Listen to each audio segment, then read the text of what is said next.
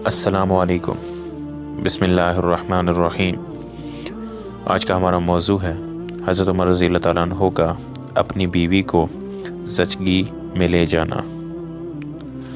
امیر المؤمنین حضرت عمر رضی اللہ تعالیٰ عنہ اپنے خلافت کے زمانہ میں بسا اوقات رات کو چوکیدارہ کے طور پر شہر کی حفاظت بھی فرمایا کرتے تھے۔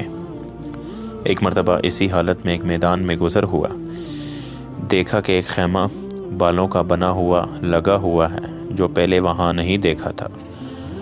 اس کے قریب پہنچے تو دیکھا کہ ایک صاحب وہاں بیٹھے ہوئے ہیں اور خیمے سے کچھ کرہانے کی آوازیں آ رہی ہیں۔ سلام کر کے ان صاحب کے پاس بیٹھ گئے اور دریافت کیا کہ تم کون ہو؟ انہوں نے کہا ایک مسافر ہوں، جنگل کا رہنے والا ہوں، امیر المؤمنین کے ساتھ کچھ اپنی ضرورت پیش کر کے مدد چاہنے کے واسطے آیا ہوں۔ دریافت فرمایا کہ یہ خیمے میں سے آوازیں کیسی آ رہی ہیں؟ ان صاحب نے کہا میاں جاؤ اپنا کام کرو۔ آپ نے اصرار فرمایا کہ نہیں، بتا دو، کچھ تکلیف کی آواز ہے۔ ان صاحب نے کہا کہ عورت کی ولادت کا وقت قریب ہے، درد زا ہو رہا ہے۔ آپ رضی اللہ تعالیٰ عنہ نے دریافت فرمایا کہ کوئی دوسری عورت بھی پاس ہے؟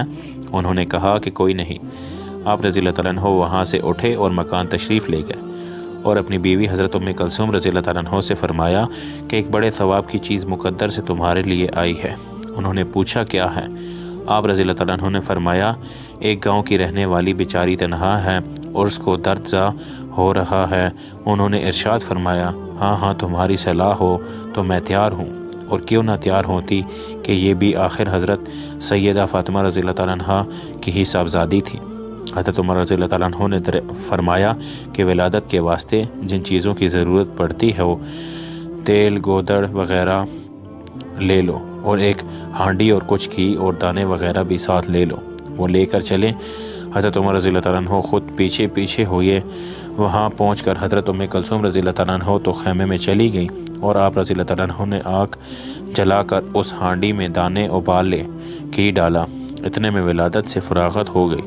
اندر سے حضرت ام کلثوم رضی اللہ تعالیٰ عنہ نے آواز دے کر عرض کیا امیر المؤمنین اپنے دوست کو لڑکا پیدا ہونے کی بشارت دیجیے۔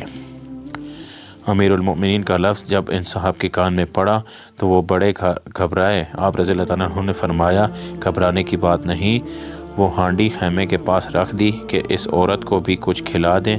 حضرت ام کلثوم رضی اللہ تعالیٰ عنہ نے اس کو کھلایا، اس کے بعد ہانڈی باہر دے دی۔ حضرت عمر رضی اللہ تعالیٰ عنہ نے اس بدو سے کہا کہ لو تم بھی کھاؤ، رات بھر تمہارے جاگنے میں گزر گئی۔ اس کے بعد اہلیہ کو ساتھ لے کر تشریف لے آئے اور ان صاحب سے فرمایا کہ کل آنا تمہارے لیے انتظام کر دیا جائے گا۔